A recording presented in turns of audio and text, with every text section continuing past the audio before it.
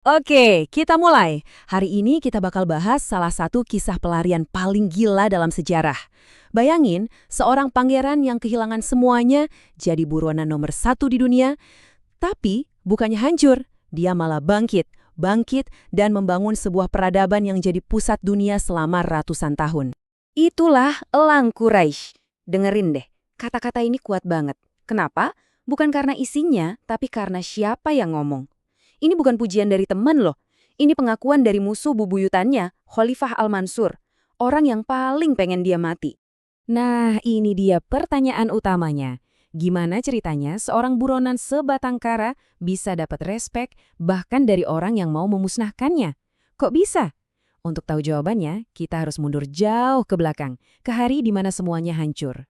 Jadi, cerita ini dimulai di tahun 750 Masehi. Waktu itu ada sebuah revolusi yang, berdarah banget. Dinasti Umayyah yang waktu itu berkuasa di Damaskus digulingkan dengan brutal sama dinasti Abbasiyah. Dan ini bukan sekedar ganti pemimpinnya, ini adalah pembantaian massal. Pasukan jubah hitam Abbasiyah ini punya satu misi. Simple tapi brutal. Buru dan habisi setiap pewaris Umayyah, sampai ke akar-akarnya. Kenapa? Biar nggak ada lagi yang bisa ngaku-ngaku punya hak atas tahta. Nah, di tengah-tengah kekacauan ini, ada seorang pangeran muda, namanya Abdurrahman. Umurnya baru 20 tahun, dan tiba-tiba dia jadi orang paling dicari di seluruh kekaisaran. Momen ini yang ngebentuk dia jadi seperti baja. Coba bayangin posisinya. Dia dan adiknya kejebak di tepi sungai Efrat. Tentara Abbasiyah udah ngepung. Satu-satunya jalan, ia berenang nyebrang. Di tengah sungai, tentara itu teriak-teriak, "Balik lagi, kami ampuni." Adiknya, yang mungkin udah capek banget, percaya, dia balik. Dan apa yang terjadi? Dari seberang sungai, Abdurrahman cuma bisa nonton adiknya dieksekusi saat itu juga. Dipenggal. Di momen itu, di dalam dirinya, lahir sebuah sumpah. Aku harus bertahan hidup, apapun caranya. 5 tahun ke depan, hidup Abdurrahman itu isinya cuma lari. Lari, lari, dan lari. Dia melintasi padang pasir, pegunungan ganas di Afrika Utara. Pindah dari satu tempat persembunyian ke tempat lain. Selalu cuma selangkah di depan para pembunuh yang ngejar dia. Tapi jangan salah, Abdurrahman ini bukan buronan biasa. Dia bukan cuma sembunyi.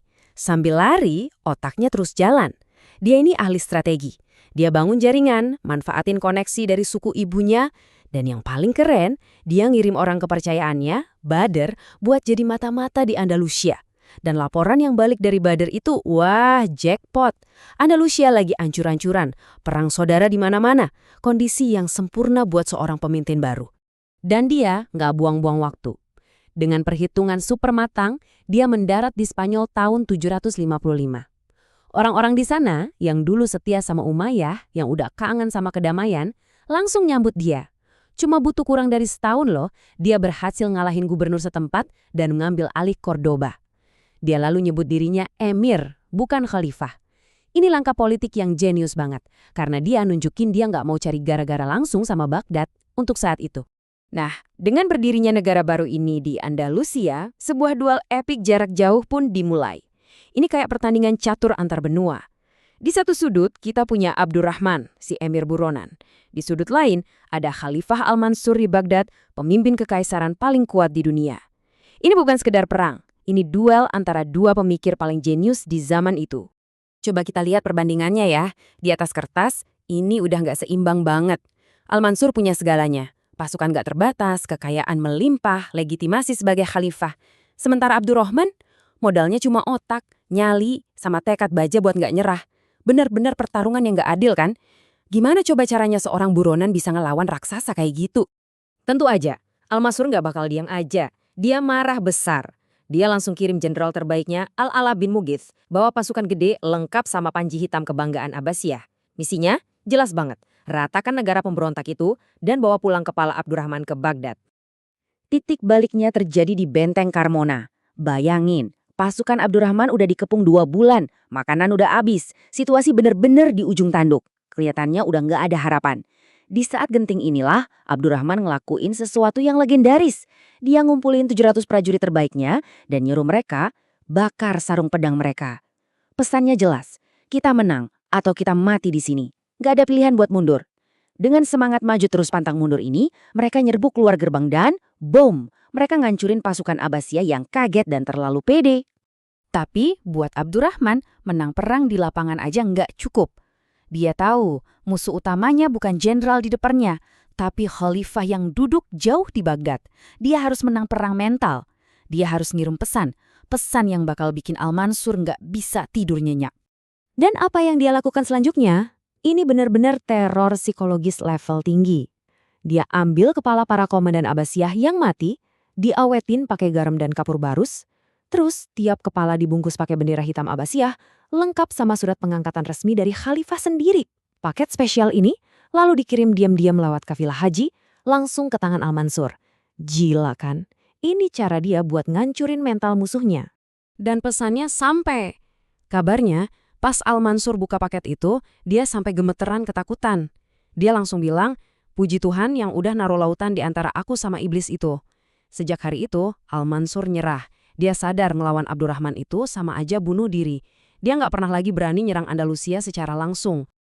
Oke, setelah ancaman terbesar dari timur berhasil dipatahkan, Abdurrahman akhirnya bisa sedikit napas. Mode survivalnya dia ganti jadi mode membangun.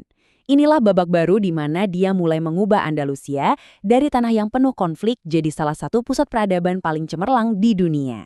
Gimana caranya? Nah, dia pintar banget. Pertama, militernya. Dia bentuk tentara profesional yang gajinya dari negara. Jadi, loyalitasnya ke dia, bukan ke kepala suku yang bisa ganti-ganti dukungan. Kedua, birokrasi.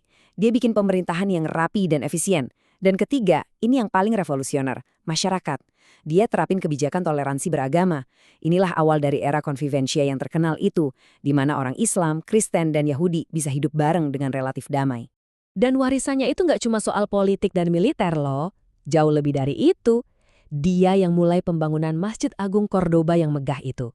Dia juga bawa pohon kurma pertama ke Spanyol. Katanya sih buat ngobatin kangennya sama kampung halaman. Oh, dan jangan lupa, dia juga berhasil nahan invasi dari Charlemagne, salah satu raja paling kuat di Eropa waktu itu. Intinya, dia yang naruh fondasi yang bikin Andalusia jadi pusatnya ilmu pengetahuan di saat sebagian besar Eropa lagi ada di zaman kegelapan. Dan ini bukan pencapaian kecil-kecilan. Coba pikirin lagi.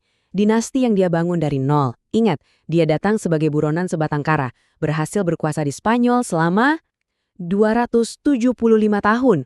275 tahun ini bukti nyata betapa jenius dan tangguhnya orang. Tapi pada akhirnya, di balik semua kisah epik tentang Elang Quraisy, kita kembali ke sisi manusianya. Ada sebuah puisi yang pernah dia tulis, ditujukan buat pohon kurma yang dia tanam. Di situ dia curhat tentang rasa kangennya nggak pernah hilang. Jadi meskipun dia berhasil bangun kekaisaran yang luar biasa, hatinya nggak pernah lupa sama rumah yang udah direbut dari dia. Nah, ini ninggalin satu pertanyaan buat kita renungkan. Warisan mana yang sebetulnya lebih hebat? Kekaisaran yang dia bangun atau kekuatan jiwa seorang pengungsi yang menolak untuk menyerah pada takdir?